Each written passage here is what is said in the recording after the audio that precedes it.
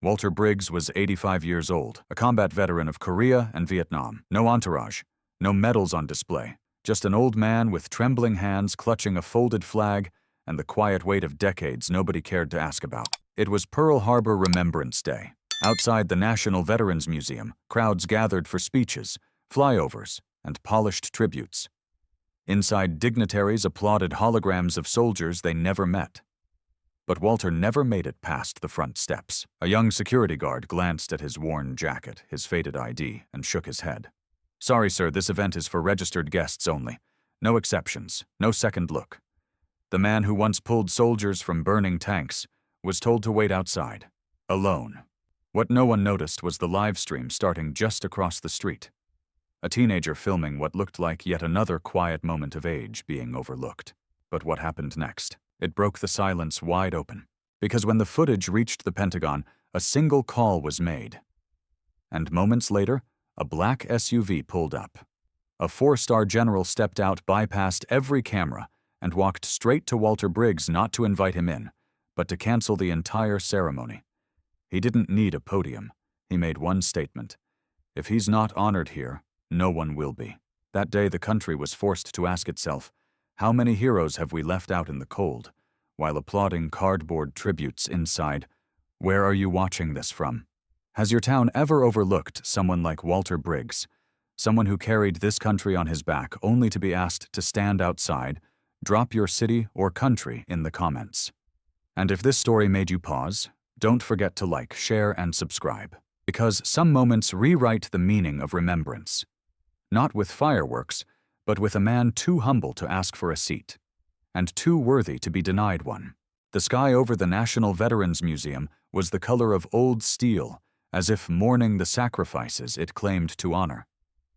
It was Pearl Harbor Remembrance Day, and the building's grand columns loomed over a gathering of polished boots, polished speeches, and polished lies. At the front steps, the crowd pressed forward, clutching invitations, IDs, and smartphones, eager to enter and take their place in a carefully choreographed ceremony. But for Walter Briggs, none of that mattered. 87 years old, his frame thin but upright, Walter approached the checkpoint wearing his faded army jacket, the sleeves frayed, the patches worn thin from years of use. He clutched no phone, no program, no plastic ID. Instead, pressed against his chest was a neatly folded flag, stiff from years of careful storage. "Stop right there," barked Mike Garrison, the young security guard stationed at the entrance. His voice cut clean through the morning chatter. "You don't belong here, old man." The words hung heavy in the cold air, shocking some into silence, emboldening others to smirk. Walter paused mid-step, caught between defiance and the weight of knowing exactly how this would play out. Garrison squared his stance, his badge gleaming on his chest like a shield. "This event is for real veterans," he added louder this time, making sure the nearby crowd heard every word. "Military IDVA card or discharge papers, that's the rule." Walter adjusted his grip on the flag, standing firm against the biting wind. "I served in Korea, 52, Special Forces Vietnam, 68, he said, his voice calm, measured. "Don't have ID anymore, but I've got this." From inside his coat, he retrieved a photograph, a black and white relic of a younger man in uniform, surrounded by a group of soldiers in the mud and dust of Korea. Garrison gave it a cursory glance before shaking his head. "That could be anyone. No ID, no entry," the people behind Walter murmured, irritated by the delay. A woman in a designer coat rolled her eyes, whispering loudly. "Another old drifter looking for a handout." Walter heard it all but refused to flinch. His back remained straight, shoulders squared, his face betraying no emotion. This wasn't his first insult, nor would it be his last. "Move along," Garrison ordered, gesturing toward the sidewalk. "There are people waiting who actually belong here." Without argument, Walter turned every movement deliberate, every step steady. He had learned long ago that dignity was something no one could take unless you handed it over willingly. The crowd, sensing the show was over, shifted their attention back to their own entry, leaving the old man to disappear into the crowd as if he'd never been there at all. There was no sympathy, no outstretched hand, no acknowledgement. The ceremony inside would continue without interruption. Speeches would be delivered, Flags would be waved, and no one would mention the man they had turned away on the steps. Behind the facade of patriotism, behind the marble and the banners, Walter knew the truth. And yet he said nothing. He walked away, not looking back, each step measured not by the sting of rejection, but by the steady rhythm of someone who had marched through worse. From the shadows unseen by most, a teenager with a phone filmed the entire scene, smirking as he uploaded the clip to his social media account. In his mind, it was just another moment of public embarrassment to go viral. He didn't realize he had just captured the opening chapter of a story that would soon make headlines. Walter did not notice the camera. His focus remained on the street ahead, his breathing slow but firm. He would not let them see the ache in his knees, the stiffness in his hands, the years that clung to him like rust. He had seen nations fall, comrades die, and promises fade into nothingness. A boy with a badge and a rulebook wasn't going to be the thing that broke him. The world around him continued to move, unaware, indifferent. People hurried past, clutching coffee cups and tickets, focused only on what lay inside the museum walls. In their eyes, he was invisible. But what they couldn't see, what no one saw, was the truth buried beneath that frayed jacket, inside the scars and the silent pride. Walter Briggs wasn't just an old man in the cold. He was the kind of soldier who had pulled men out of burning tanks, who had stood between death and his brothers in arms, when no one else would. And in the blank stares of those who dismissed him, they would never know how close they stood to a man who had once carried the weight of entire missions on his back. In those hollow glances of polite indifference, no one realized they had just sent away a man who had saved more lives than they could ever comprehend. Under the bone-deep cold of a December morning, Walter Briggs found a bench streaked with frost and lowered himself onto it carefully, his joints protesting every motion. The steel and glass of the museum loomed behind him, reflecting the ceremony he would never be part of. The city rushed around him, oblivious as holiday shoppers hurried past, their breath clouding the air like small, careless ghosts. Walter didn't see them. His world had narrowed to the folded flag in his lap. His hands raw from the cold, and age trembled slightly as they traced the worn edges of the cloth. It was old, but he had kept it perfect, every crease preserved like the memory it carried. This was not just any flag. It had covered the casket of his younger brother Daniel, killed in Korea at 19. Daniel had been the baby of the family, the smart one, the one everyone thought would make it back. Instead, Walter had brought him home in a wooden box, draped in stars and stripes. He held the flag tighter now, as if by doing so he could protect it from the cold that seeped deeper than skin. But it wasn't the weather that gnawed at him. It was the realization that in this city on this day, the flag meant nothing without plastic proof of who he was, where he had been, what he had given. His medals were gone, given long ago to Daniel's widow.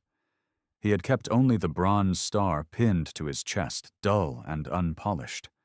It was the one thing he allowed himself to carry proof, not for the world, but for himself. Walter's eyes blurred, but not from tears. The wind was brutal, sharp as bayonets. Yet in his mind it wasn't the wind that chilled him. It was the memory of Incheon. The mud, the screams, the crackling radios that never worked when you needed them most. He could still hear them now, the shouted names, the frantic orders drowned by gunfire. He had been there in the fire, pulling men out of tanks, dragging them over bodies, patching up wounds that had no chance of healing. Names, faces, screams. They never faded. And now as he sat outside the museum, the only sound was the echo of those screams inside his head, blending with the hollow fanfare wafting from the loudspeakers behind the museum's glass doors. He adjusted the scarf at his neck, more out of habit than comfort. The scarf was a gift from his granddaughter, who had offered to drive him today. He had declined, as he always did. There were some roads you traveled alone. And this road, this pilgrimage, was meant for those who understood what it meant to walk through hell and come back only to find the gates locked. Walter glanced down at his hands, veins raised like ridges, the skin thin as paper. These hands had once loaded mortars, thrown grenades, steadied the trembling of dying boys too young to understand what was happening to them. Now they clung to a flag no one inside that museum cared about. The irony was bitter, but no longer surprising. He had seen it before. The nation loved its warriors in stories on stages in uniforms that looked sharp on recruitment posters. But the real ones, the worn out, the forgotten, the inconvenient, were shuffled to the side, out of sight. He adjusted his position on the bench, exhaling slowly. The bus would come eventually. It always did. Until then, he would sit. He would wait. That's what soldiers did. Wait for orders. Wait for bullets. Wait for someone to remember them. A gust of wind stirred the flag in his lap, almost like a whisper from Daniel himself. Walter tightened his grip. No, he wouldn't let it go. Not this time. He sat up straighter, his back against the cold bench, his face as unreadable as the marble soldiers inside the museum. A group of children ran past, laughing, chasing one another, as if the world had never known war. They didn't notice the old man on the bench. Neither did the businessmen checking their phones, the tourists posing by the entrance, or the event staff moving like ants behind velvet ropes. Walter Briggs was invisible again. But someone did notice. Across the street, a boy barely 16 held up his phone, smirking. His lens captured the old man on the bench, clutching a flag, his face frozen in a posture of stubborn dignity. To the boy, it was just another clip for his followers, something to pair with a snide caption about crazy old vets who thought the world owed them something. He had no idea what he was capturing. No clue that the man in the lens wasn't just another sad relic from a forgotten war. He didn't know the man sitting on the bench had once carried dying men through mud and fire, while the sky rained death around them. No, the boy didn't know any of that. But he had recorded it all, and the world would soon see. Inside the climate-controlled expanse of the National Veterans Museum, everything gleamed. Marble floors reflected polished shoes. Brass railings sparkled under spotlights. Giant LED screens scrolled images of war carefully selected, edited, and framed for impact. In this sanctuary of remembrance, the air was thick, not with the scent of sacrifice, but with the sterile perfume of curated patriotism. At the center of it all stood Gordon Lewis Museum Director, his tailored suit pressed to perfection, his tie matched to the colors of the national flag. He surveyed the assembled guests with the practiced ease of a man accustomed to galas and press conferences, not battlefields. His voice, smooth and rehearsed, filled the main atrium as he addressed the packed audience. Today, Lewis declared, "We honor the courage, the sacrifice, the enduring spirit of those who stood in harm's way to defend the freedoms we hold dear." Applause erupted on cue. Cameras flashed. A children's choir filed onto the stage, their angelic faces beaming as they launched into an upbeat rendition of a patriotic anthem. Parents in the front rows wiped away performative tears, while clutching phones eager to capture every Instagram-worthy second. Behind Lewis, a massive video wall played a montage of American soldiers in perfectly pressed uniforms silhouetted against sunsets waving to grateful crowds. Clean, heroic, sanitized, the kind of warriors the public liked to remember. Nowhere in the hall was there an image of Walter Briggs. In the comfort of the VIP seating area, politicians, donors, and celebrities mingled sipping lattes and making polite conversation about sacrifice, as if it were an abstract concept, something packaged neatly for days like today. For them, veterans were symbols, props to decorate speeches and ribbon cuttings. As the choir hit their final note, Lewis gestured toward the screen where stock footage of saluting soldiers played in a loop. "Let us never forget," he intoned, "that our freedom was bought with the blood, sweat, and tears of heroes." Another round of applause, another round of hollow words. Outside those walls, Walter Briggs sat on a frozen bench, his existence unnoticed by the people cheering inside. In here, they honored the image of veterans clean, young, photogenic, but outside they ignored the reality of what war left behind men like Walter, worn, weathered, inconvenient to the narrative.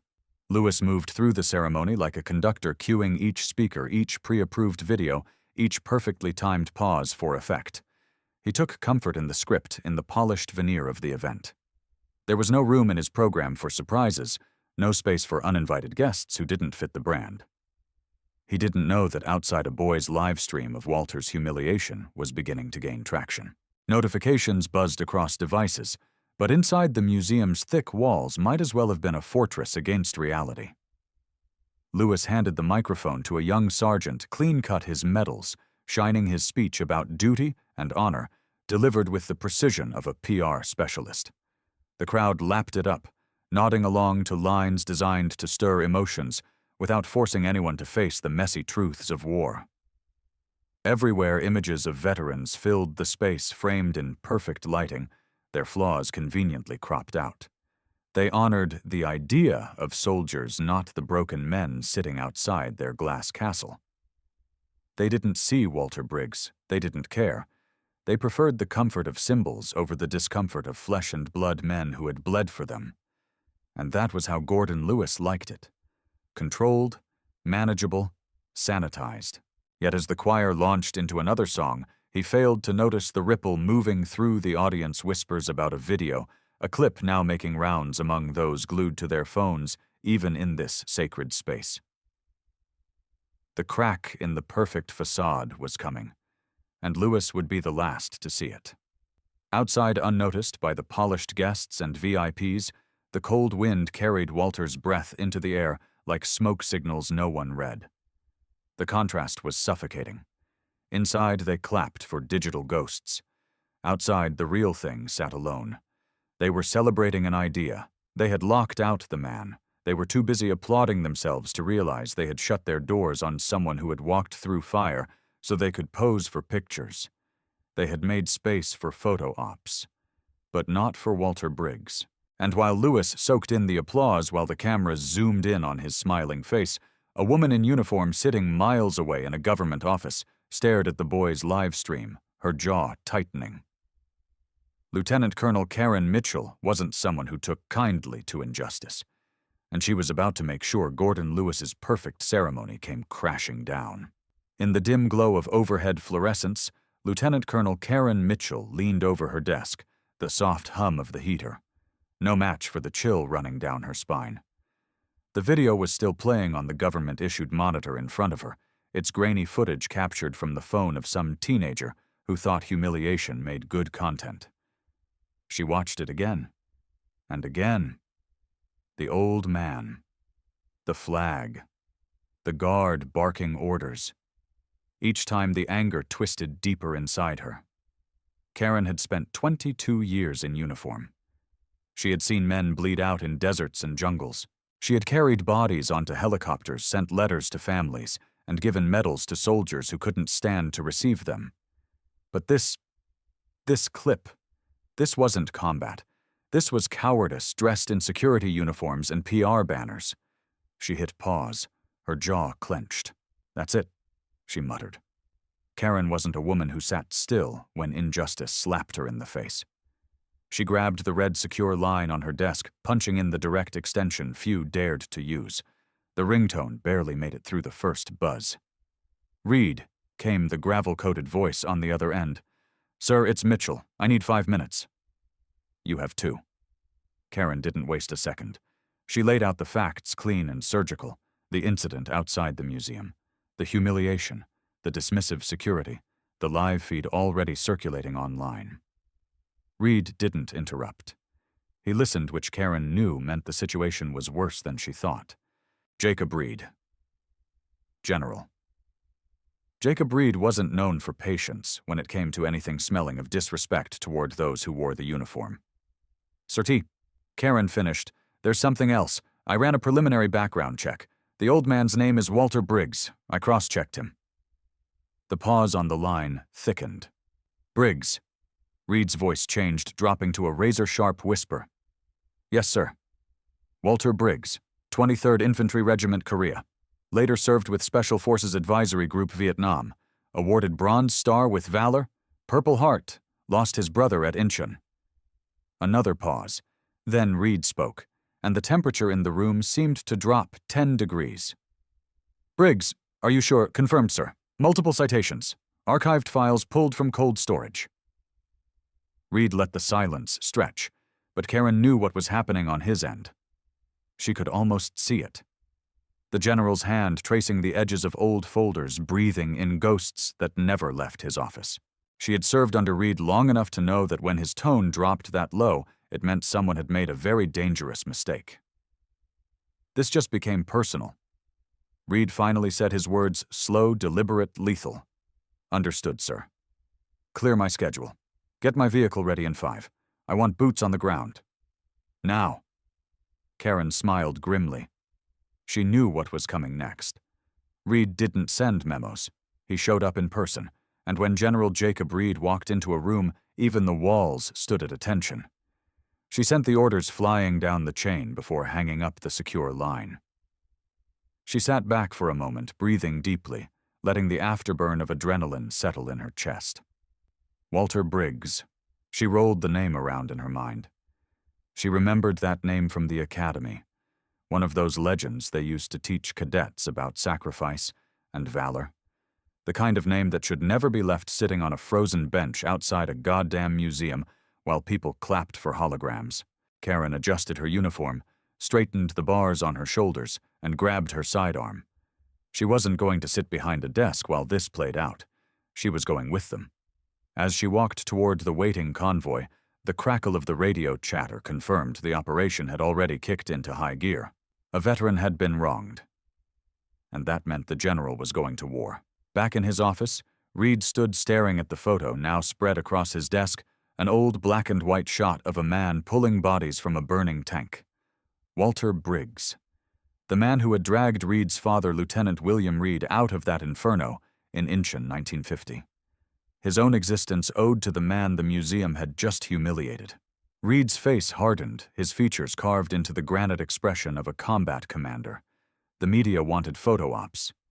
They were about to get the real thing. He adjusted his 4-star insignia and headed for the convoy waiting outside. When the name Walter Briggs was spoken, Reed's heart clenched in ways he hadn't felt since the jungles of Vietnam, and his face turned as cold as the battlefields of his youth. The walls of General Jacob Reed's office were lined with mementos of wars most Americans had long forgotten. Battle maps, old unit flags, faded photographs of young men who had stared into hell and dared to come back. Among them was a small, framed black and white image that few outside his closest circle knew about: a tank engulfed in flames, a silhouette of a man dragging a wounded soldier from the wreckage. Reed's father had never told that story himself. It was passed down through whispers in military circles, shared in bars, where old soldiers swapped tales they couldn't tell anywhere else. Reed had grown up knowing the name Walter Briggs long before today. He had grown up being reminded that his very existence was a debt owed to the man the museum had just turned away, like a stray dog. He stood now, staring at the image, letting the rage boil in his chest like it hadn't in decades. In his hand, the folder Karen Mitchell had delivered contained the facts: Briggs Walter, rank at retirement Master Sergeant, decorations Bronze Star with Valor Purple Heart, Operations Incheon Tet Offensive Firebase Ripcord. Every line was a story of survival, of men brought home because Briggs had refused to leave them behind. Reed closed the folder carefully. There was no need to review the details again. He knew them by heart. What he couldn't stomach was the idea that Briggs of all people had been left shivering outside, while suits and celebrities toasted his memory inside. The general moved to his desk, pressing the intercom. "Clear my schedule. I don't care who I'm supposed to meet today. Cancel it." "Yes, sir," came the clipped reply. He turned to his aide. "Get the convoy ready. No sirens. I want a visual show of force, not a circus. 10 minutes, the aide blinked. "Sir, where exactly?" "The National Veterans Museum," Reed snapped. "I'm not sending a message. I'm delivering one personally." The room crackled with tension. The aides scrambled into motion. The general adjusted the 4 stars on his shoulder. They gleamed like cold fire in the fluorescent light. Reed checked the mirror by the door, smoothing the creases of his dress uniform, the same uniform he had worn to bury men like Walter Briggs's brother. This wasn't about politics. This wasn't about optics. This was about a promise made long before Reed had ever worn those stars. A promise his father had drilled into him with stories of the man who had crawled into a burning tank, dragged him free, and stayed behind to save the others. A promise to never forget the faces of those who gave more than they ever received. Reed gritted his teeth. Briggs wasn't some relic to be paraded out on patriotic holidays. He was a living, breathing symbol of everything the nation claimed to honor and so often forgot. A knock on the door. "Convoy's ready, sir." Reed nodded once. "Let's move." They exited the office in lockstep precision, the hallway falling silent as junior officers snapped to attention. Reed didn't acknowledge them. He didn't have to. His reputation had already filled the room before his boots hit the floor. By the time they reached the motorcade, the black SUVs gleamed under the winter sun, their tinted windows reflecting the steel resolve of the man about to board them. Reed paused before entering the lead vehicle. "Mitchell," he said. "Sir, you're riding up front with me. I want you standing beside me when we walk through those doors." "Yes, sir." As they rolled out, the general sat ramrod straight, his hands folded neatly on his lap, eyes forward, jaw clenched. They passed ordinary traffic blending into the cityscape, like ghosts from another era. No sirens, no announcements. Reed didn't need them.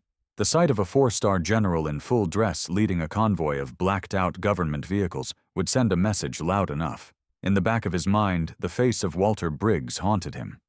Not the old man on the bench, but the young sergeant from Incheon, the one his father had described in hushed tones, the one who had refused to leave him behind when the world exploded around them. Reed had never met Briggs in person. But that was about to change.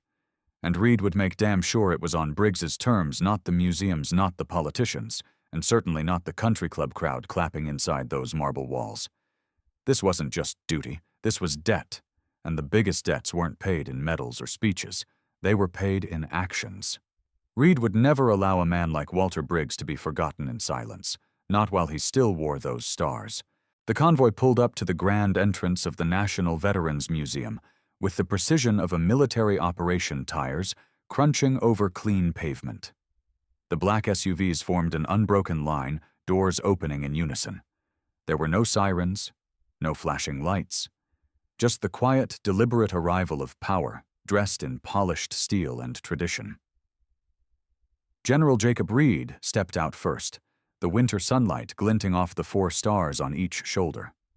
His uniform immaculate, his posture rigid, Reed exuded the kind of authority that required no words.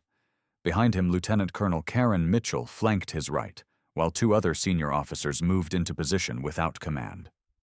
The museum's event staff caught mid-conversation, and coffee sipping froze as they noticed the unscheduled arrival. Reed didn't glance at them. His gaze was locked on the massive glass doors ahead, the same doors that had been closed to Walter Briggs only hours before. Inside the marble foyer, the same young security guard, Mike Garrison, was still stationed at his post, his expression bored, scanning IDs, waving in guests. He glanced up lazily as Reed's heavy boots echoed through the hall.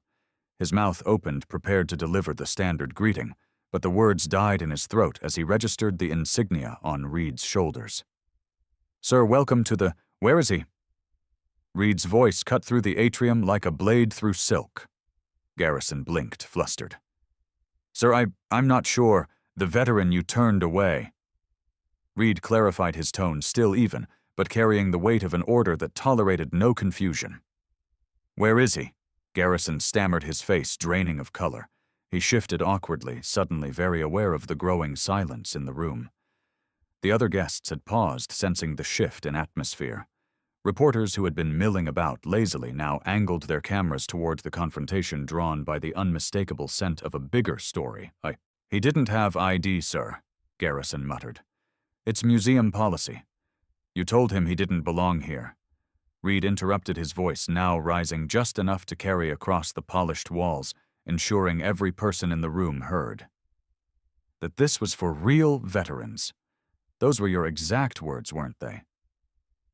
Garrison swallowed hard. Yes, sir." The museum director, Gordon Lewis, arrived in a hurry, his face tight with an artificial smile stretched too thin to cover his panic. "General Reed," Lewis gushed, extending a hand that Reed ignored. "An honor to have you here. Is there a problem?" Reed turned slowly, his eyes locking on Lewis with the cold detachment of a battlefield strategist sizing up a weak opponent. "The problem," Reed said, his voice now dangerously calm, "is that while you're inside giving speeches about honoring veterans, your staff is out here turning away real heroes at the door." The room fell into an oppressive hush. Even the museum's PR team, trained to manage optics, didn't dare move. The tension was suffocating. Reed didn't let up. He gestured to one of his officers, who handed him a worn, creased folder. Reed opened it with care, revealing the faded service record of Walter Briggs. He didn't hold it up for the cameras. He read from it, his voice steady, every word like a hammer striking marble. Walter Briggs, Master Sergeant, United States Army, 23rd Infantry Regiment, Korea, Special Forces, Vietnam, Bronze Star with Valor, Purple Heart, multiple commendations, personal citations from 2 separate commanding generals. Reed paused, letting the silence hang heavy. "That's the man your security dismissed as some old guy looking for freebies. That's the man you humiliated on the steps of your building." He closed the folder. The crowd remained frozen. Even the children's choir, waiting nearby for their next cue, fell silent. Gordon Lewis fumbled for words, his polished PR smile cracking. "General, surely there's been some misunderstanding." Reed cut him off with a look that brokered no more excuses. "No misunderstanding, Director Lewis. Just the uncomfortable truth that you've reduced honoring veterans to a photo op, a banner, a speech. And when the reality of service walked up your steps in worn boots and shaking hands, you locked the door in his face." The reporters leaned in, microphones now trained on Reed. Flashbulbs popped, phones recorded. Reed turned back to Garrison. "Have you ever seen what happens to military IDs after 60 years, son?" Reed asked, his tone dripping with contempt. "They crack, they fade, just like the bodies of the men who carried them through hell." He pivoted, addressing the entire hall now. "You had a Medal of Honor nominee on your steps today, and you turned him away." The gasp from the audience rippled like a shockwave. All pretenses of celebration dissolved into an atmosphere heavy with shame. But Reed wasn't finished. He held the folder high, his gaze sweeping the room. "Where is the man you humiliated?" he demanded, his voice booming across the marble walls. "I want him found. I want him brought back here. Now." Silence, then murmurs. Movement, panic. Reed's invasion required no bullets, no shouted orders. Only the truth. When honor walks in, all doors open, and Reed had just blown the doors off their hinges. The marble foyer of the National Veterans Museum was no longer a shrine to solemnity. It was a battlefield now, and General Jacob Reed commanded it without raising his voice. The ripples from his confrontation with the security guard had already spread beyond the museum's walls. Outside the live stream footage Ethan Miller had captured, the same careless clip meant for cheap laughs was going viral. On social media, the hashtags exploded. "Shortiger veteran," "Denied," "Walter Briggs." Honor Not D. Screens inside the museum, once dedicated to curated military montages, now mirrored the outside world's reaction in real time as Reed's confrontation became the nation's headline. Reporters surged forward, their microphones extended like weapons. The crowd of visitors, previously caught up in the fanfare of songs and speeches, now gathered, whispering, shuffling nervously. Faces once lit by reverence for packaged patriotism now reflected something far less comfortable: shame. Gordon Lewis, the museum director, tried to regain control, stepping between Reed and the growing horde of cameras. "General," Lewis stammered, "we can handle this quietly." Reed ignored him. He stepped forward, planting himself at the center of the room. His eyes swept across the sea of polished shoes, designer coats, and blinking camera lenses. He held up the folder containing Briggs's service record. "Not to the media, to the people. You stand here." Reed began, his voice calm but heavy. "In your clean suits, drinking your expensive coffee, clapping at sanitized stories of war. You tell yourselves you honor the sacrifices made for your comfort." He paused, letting the words sting. Yet when the face of that sacrifice stood right here on these steps today, wearing worn boots, clutching the flag that draped his brother's coffin, you turned him away. You chose paperwork over principle. The silence pressed down like gravity. Reed took one step closer to the trembling security guard. "You should be grateful you weren't at Incheon, son," Reed said, his voice now dipped in steel. "Because if you had been, and you'd applied your rules, my father would have burned alive in that tank." Garrison stood frozen, his face as pale as the marble beneath him. The audience gasped. Lewis tried once more to intervene. "General, this is becoming unnecessary." No director, Reed snapped. "What's unnecessary is the pretense that you give a damn about the men and women you plaster on your walls." He turned, addressing the entire hall now. "You lock the doors to men like Walter Briggs, while you hand out awards to men in suits who have never seen a battlefield. You clap for holograms while the real warriors are left to die in obscurity." The phones rose higher, recording every word. Ethan's clip was already streaming on 3 national news networks. Now Reed's words were flooding the airwaves live. Reed gestured to the massive screen behind the podium, where curated images of youthful, photogenic soldiers still played on loop.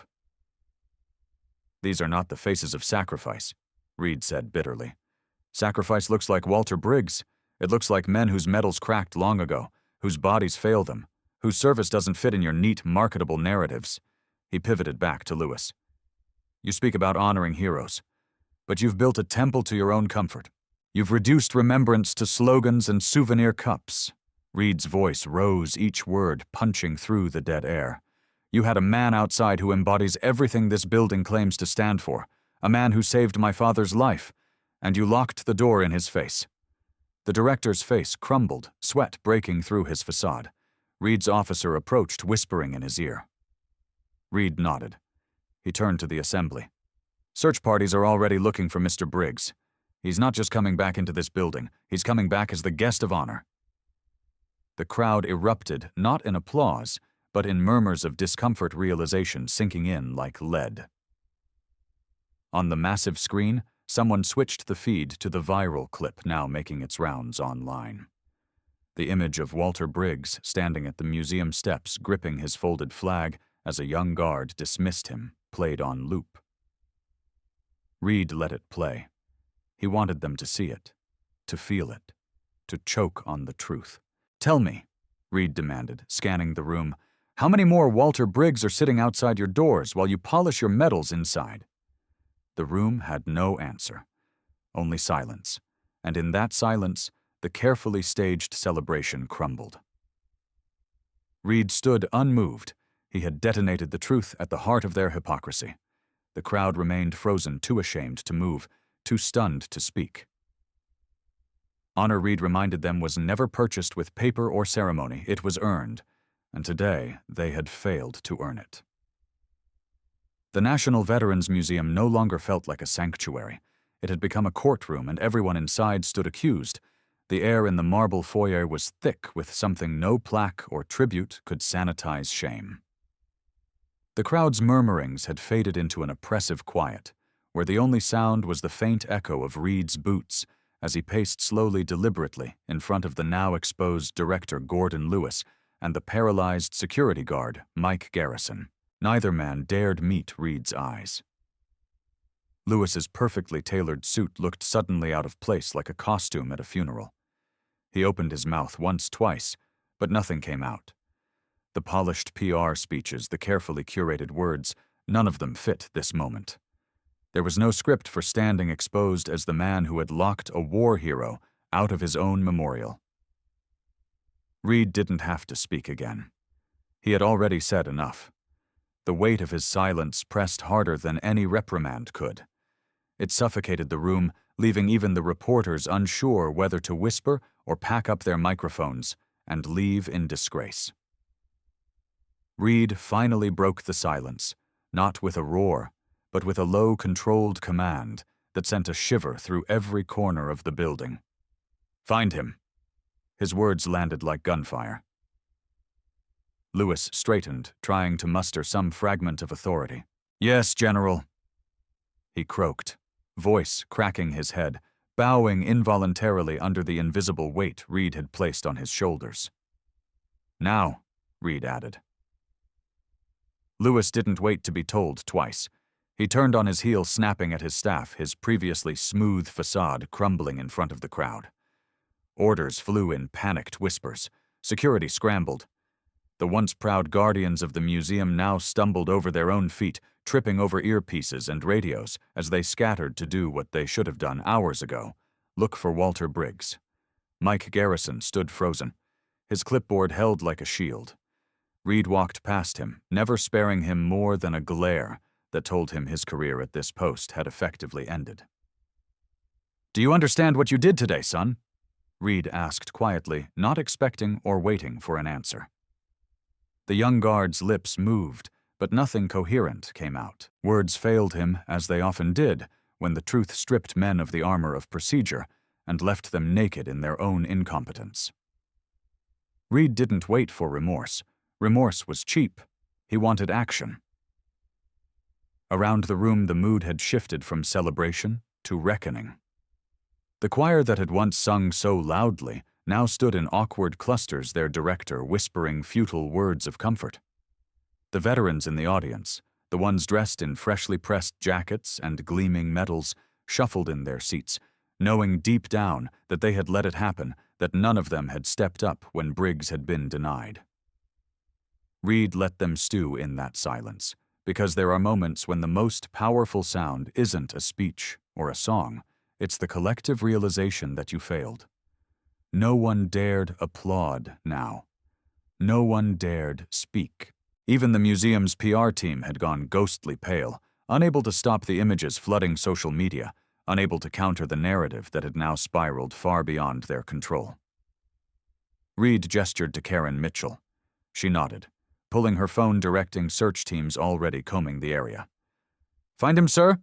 she asked softly. "Find him," Reed repeated. "Escort him back, and this time the doors stay open." Mitchell moved with precision, issuing orders down the line.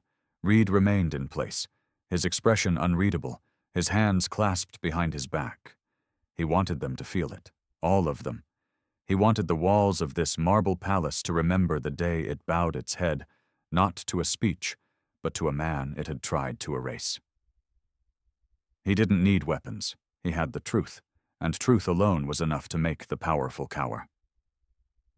From the far corner, a few reporters attempted timid interviews, but most had already turned their cameras toward the exits, waiting for the next chapter. Word had already reached outside. Crowds were gathering beyond the velvet ropes, holding phones high, hoping to catch a glimpse of the man the world was now demanding to see. Reed watched them quietly. The floodgates were open. But the man at the center of it all, Walter Briggs, sat somewhere outside these walls, unaware of the tidal wave his silent dignity had unleashed. He didn't yet understand that the same country that had locked him out was now scrambling to open every door in his path. A man who had walked through fire without asking for recognition was about to become the face of a nation's reckoning. And Reed would make damn sure he walked through those doors with his head held high. Walter Briggs sat alone on the cold bench, the late afternoon wind gnawing through his jacket, the flag still folded tightly in his lap. He had lost track of time, though his military-honed instincts told him it had been hours. His breath came in small, controlled clouds, as if rationing each exhale in defiance of the winter chill. The buses passed by their headlights, reflecting off the museum's glass facade. Walter barely noticed. The city moved around him like he was a ghost, invisible to the people bustling past with their bags, their phones, their hurried lives. It was a silence he had grown used to, one he had stopped resenting long ago. But this time, something shifted. He heard the footsteps, first crisp, measured, deliberate, not the chaotic shuffle of pedestrians or tourists, military steps. He knew the cadence without turning his head. The young officer approached his uniform, immaculate, his bearing respectful. First Lieutenant Nathan Cole stopped precisely 2 feet in front of Walter, snapping to attention with a salute so sharp it could have split the sky. "Mr. Briggs," Cole said, his voice steady, but holding a tremor of reverence that couldn't be disguised. "General Reed requests your presence, sir." Walter blinked, confused. "General Reed." "Yes, sir," Cole repeated. "If you'll come with me." Walter's eyes narrowed. He had known many generals in his day, some decent, some not. He measured Cole for a long moment, saw no sarcasm, no pity, only respect. Slowly, Walter pushed himself up from the bench, his joints stiff, his breath ragged from the cold. Cole offered his arm, but Walter shook his head. He could still walk under his own power. They moved together across the plaza, the folded flag clutched firmly to Walter's chest. As they approached the steps of the museum, Walter noticed something that made him pause mid-stride. People had stopped. Not just museum staff or military personnel. Civilians, tourists, families. They had gathered in quiet clusters along the sidewalk, eyes locked on him. Phones were everywhere, live-streaming his every step, but the mood was different now. There was no snickering, no whispered insults, only silence, and something else. Heads bowed, men removed their hats. Children watched wide-eyed, as if seeing a living piece of history in motion. For the first time in decades, Walter wasn't invisible. Cole walked one pace behind him, now the position of honor. Walter's steps grew steadier, the weight of the moment settling over him, heavier than any pack he had carried in Korea. He noticed the black government SUVs parked at the curb, the glint of 4 stars waiting at the museum entrance. And then he saw him. General Jacob Reed stood at the top of the marble steps, his uniform flawless, his posture as rigid as any recruit on inspection day. When Walter reached the first step, Reed moved forward, snapping a formal salute that cut the air like a blade. "Master Sergeant Briggs." Reed said, his voice carrying across the plaza without amplification. "I am Jacob Reed. My father was Lieutenant William Reed, 23rd Infantry, September 14th, 1950. Walter's eyes widened. "Little Billy Reed's boy." He said, a slow smile creeping across his weathered face. "Well, I'll be damned." Reed's face didn't soften, but there was something in his eyes, something that told Walter this wasn't theater. "You've done your daddy proud with those stars," Walter said quietly, his voice scratchy but strong. "He made sure I knew your name, son. Made sure I understood what real courage looks like." Behind them, the crowd grew, but no one spoke. No one needed to. One by one, the military personnel present snapped to attention and saluted. Then, as if on cue, civilians followed. Some placed hands over their hearts, others bowed their heads. Walter Briggs, the man they had ignored that morning, stood at his full height, now shoulders squared, not as an old man in a worn jacket, but as a soldier returning to his rightful place. Reed extended his arm not as a superior, but as a brother in arms. "We have unfinished business inside," Sergeant Reed said. "There's a ceremony honoring veterans, and it's missing its guest of honor." Walter hesitated for only a heartbeat before accepting the arm. Together they climbed the steps side by side, as the crowd parted like a sea of reverence. The doors of the museum opened wide before them, and this time no one would dare close them.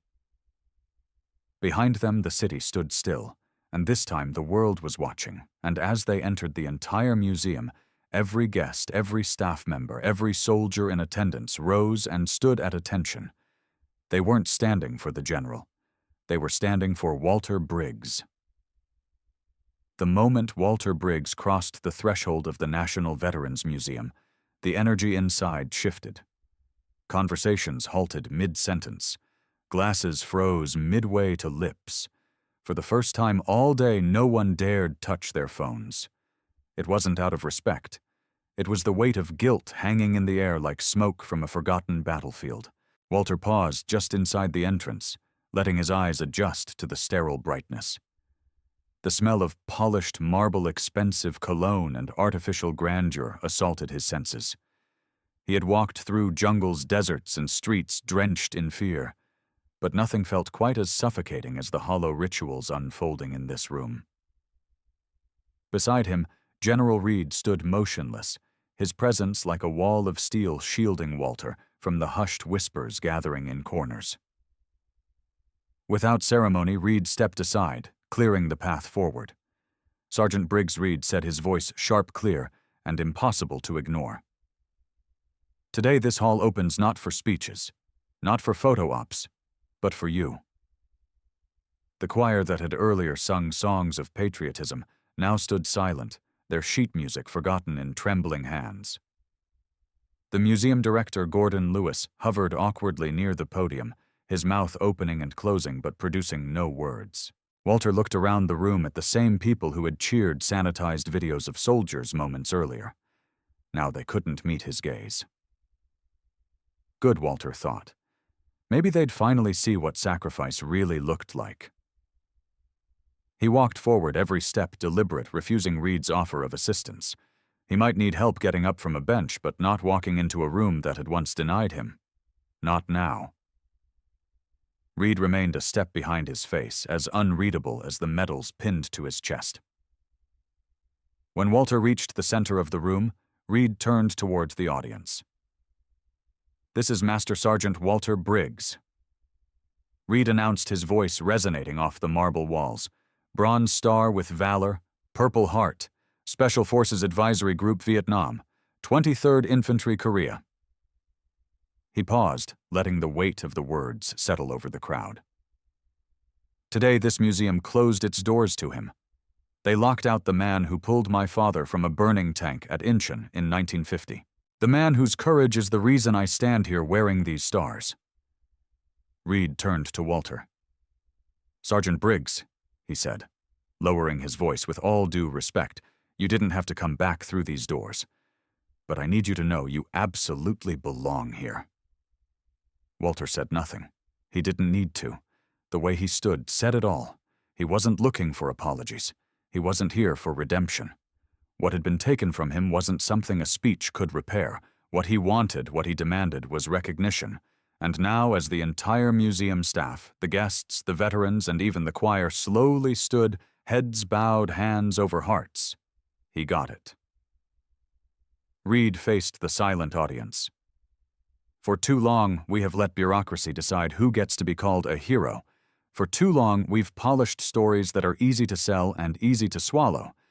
But men like Walter Briggs remind us that heroism doesn't fade with age. It doesn't crack like old IDs." The museum director took a step forward.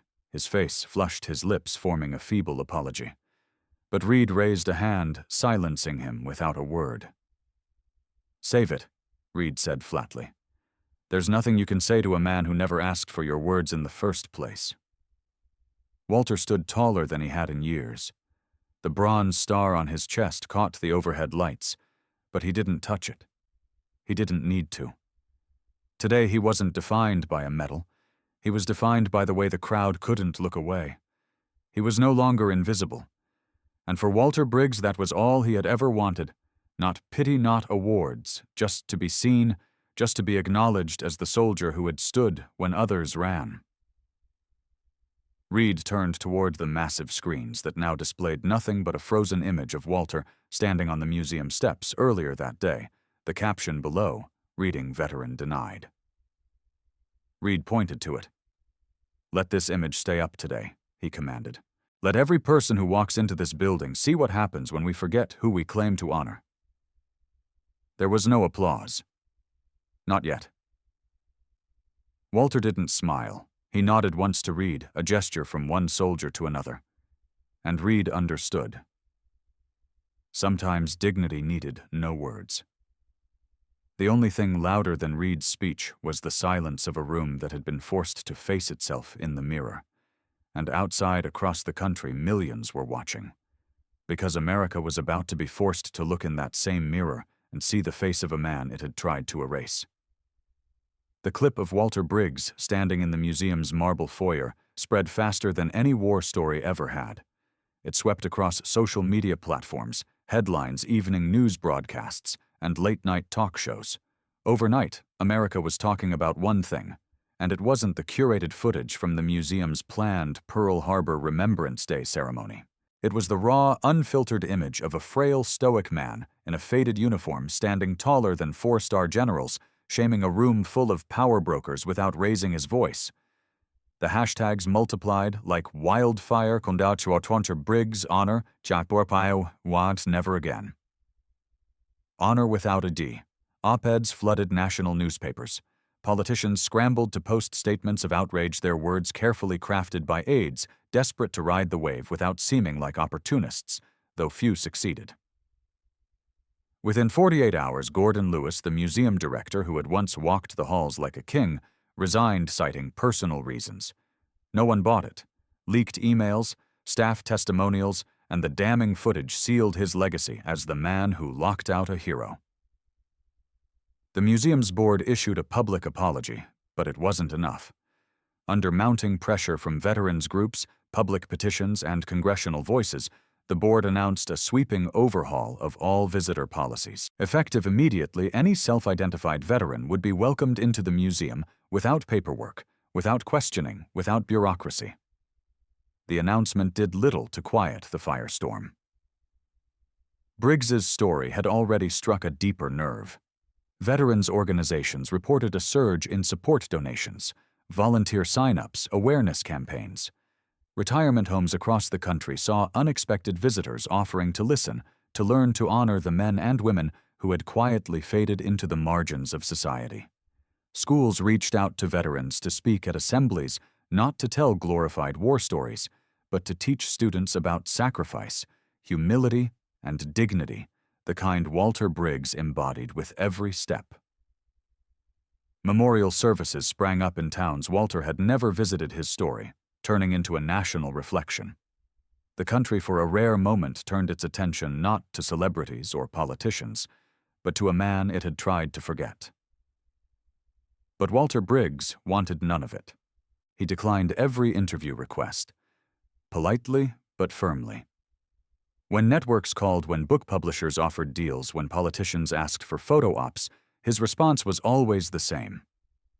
"I'm not the story," he would say, his voice unwavering. "There are thousands like me. You just don't see them." He had made his point, and that was enough.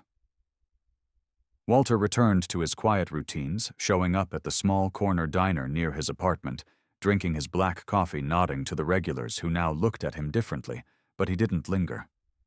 Fame made him uncomfortable. He'd fought for a country, not for the spotlight. Still, the world refused to let his name fade. The museum, desperate to rebuild its credibility, dedicated an entire new wing, the Forgotten Warriors Hall. It was Walter's story that inspired it, but it was filled with the faces and stories of veterans overlooked because they didn't fit into neat, photogenic narratives. When they asked Walter to cut the ribbon, he hesitated. But in the end, he agreed, not for himself, but for the ghosts still waiting to be seen. He didn't make a speech, he just cut the ribbon, nodded to the crowd, and quietly left before the cameras could turn back on him. And outside the museum, the simple wooden bench where he had once sat in the cold now bore a bronze plaque that read, "Reserved for those who served." It became an unspoken tradition. If a veteran stood nearby, no one, regardless of title or status, dared sit. Walter never asked for that. But it happened anyway, in small gestures, in lowered heads, in silent salutes. The country had learned something Walter had known his entire life, that true honor isn't worn, it's earned, and sometimes it's carried in the quiet dignity of a man who asks for nothing in return. Walter Briggs didn't crave recognition. He never had, but he had forced an entire nation to look in the mirror, and for once it couldn't look away. The simple wooden bench outside the National Veterans Museum became more than a seat. It became a sentinel of history. Its new plaque, "Reserved for those who served," was small, unobtrusive, yet it carried the weight of generations. Tourists took pictures beside it. Veterans sat in silent companionship on its worn surface. But most days the bench belonged to Walter Briggs. He never claimed it. He never needed to. Every Sunday afternoon, weather permitting, Walter took his place, dressed in the same old army jacket, the bronze star pinned without polish, the flag of his brother Daniel carefully folded beside him on the bench. He would sit for hours, not as a relic of a forgotten war, but as a living link to the men who had fought, bled, and faded into the quiet corners of America's memory. Walter didn't speak unless spoken to. But when children wandered near their curiosity, overcoming their parents' hesitation, Walter would lean forward, his voice soft but steady, and tell them stories they had never heard in classrooms or on television. Stories of the boys in his unit who never came home. Of the chaos of Incheon where water churned red, and you didn't have time to ask who was next. You just pulled whoever was closest. Of the nights in Vietnam where the jungle swallowed sound, and the only comfort came from the steady breathing of the soldier beside you. He didn't dramatize. He didn't glorify. He told it like it was. And the children listened. Some sat cross-legged at his feet. Others clutched sketchbooks drawing the medals he described, the tanks, the faces of young soldiers. Their parents hovered at a distance, unsure whether to interrupt the lessons Walter dispensed with quiet authority. He taught them about sacrifice, about duty, about doing the right thing when no one was watching. Walter became the museum's unofficial docent, its guardian of the stories that didn't make the highlight reels. Tour guides began pointing him out to visitors not as an exhibit, but as the real thing. Schools organized field trips not for the interactive screens inside the museum, but for a chance to sit with Walter on the bench outside to hear from a man who had lived what textbooks only hinted at. He never asked for attention, but attention found him. Reporters tried again to draw him back into the spotlight, but he waved them off with the same gruff efficiency he used to swat mosquitoes in the jungle. "I'm not the story," he would say, and yet he was. Through his stories, his silence, his presence. Walter taught a nation that true heroism didn't need parades or speeches, it just needed to be seen. And slowly across the country, others followed his example. Veterans who had sat quietly in diners or nursing homes began sharing their stories with local schools, with churches, with anyone willing to listen. Bench plaques appeared in other towns, small acts of remembrance that didn't require grand openings or fundraising galas. People started paying attention because Walter Briggs had shown them how. A man, a bench, a folded flag together, they became a living monument more powerful than stone, and from that humble place, the ripples spread outward, across cities, across communities. From small gestures grew lessons that lasted longer than any headline. Walter never claimed victory, but in the stillness of those Sunday afternoons, he saw it in the eyes of the children who listened. And that was enough. It wasn't a legacy of medals or fame, it was a legacy of memory. And it was alive. In the months that followed, stories of Walter and his bench became folk tales, whispered in homes and classrooms across America. His name etched itself not onto the front pages, but into the quieter corners of people's hearts. Then, one cold morning without fanfare, the bench was found empty. Walter's flag rested carefully folded on the seat. A small note beneath it read, "Only I'll see you on the high ground." There were no parades, no speeches, just silence. And in that silence, the lesson lingered. Visitors kept coming, veterans kept sitting, children kept asking. And on one such afternoon, a young girl named Emily approached the bench. She was no older than 7, bundled in a coat too large for her, her mittens clumsy as she ran her fingers over the plaque that bore Walter's name. She didn't speak. She didn't need to. She placed her hand gently on the cold metal, her small fingers tracing the letters she couldn't yet fully read. Her father stood behind her head, bowed. Around them, people paused. People. No one told her to hurry. No one broke the moment, because they understood.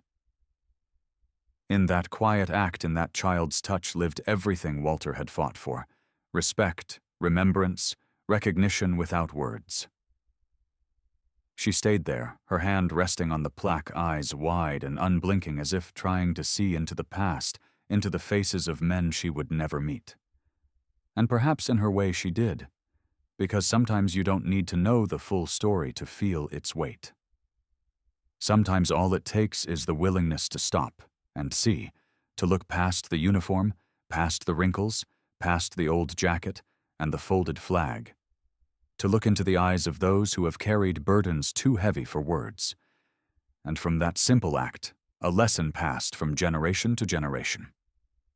One child, one hand on a plaque, one man's quiet legacy carried forward not in headlines, but in hearts. The country would move on. It always did, but in parks, on benches, in small gestures, the story of Walter Briggs lived on. You would never know who among the crowd had fought, had sacrificed, had stood between danger and the rest of us, unless you looked, unless you cared enough to see past the surface. And perhaps that was the final lesson Walter left behind. You never know the battles someone has fought, unless you dare to look them in the eye. The story ended, but the lesson echoed on in silence, in respect, in the small acts that needed no words. Sometimes the loudest lessons come from the quietest people. Walter Briggs never wanted to be famous. He never asked for headlines, for ceremonies, or for a place in the spotlight. All he ever wanted was for the country he served to remember the men who never came home, and to see those who did, even when they grew old, when they grew invisible, when they didn't fit the polished images hanging on museum walls. But maybe that's the greatest kind of heroism, the kind that asks for nothing but changes everything. Walter Briggs showed us that honor isn't found in medals or in parades. It's found in the small moments, in a child's hand, on a cold plaque, in a passerby, choosing to listen, instead of turning away, in a nation choosing to finally see the people it too often overlooks. The bench where Walter once sat remains. And perhaps that's fitting, because his story isn't about him alone. It's about every man and woman who wore the uniform, who came back to a world that forgot them, and who still quietly carried the weight of their service without complaint. And maybe now, the next time we pass someone sitting alone, clutching an old flag or wearing a faded jacket, we'll stop. We'll see them. And we'll remember what Walter Briggs taught us all, that you never know who the real heroes are, unless you take the time to look. What about you? Have you ever overlooked someone whose story deserved to be heard? Share your thoughts in the comments. We'd love to hear the lessons you've learned and the people who've quietly made an impact in your life. And if this story moved you, don't forget to like, share, and subscribe to the channel, because the world needs more reminders that real honor is never out of style.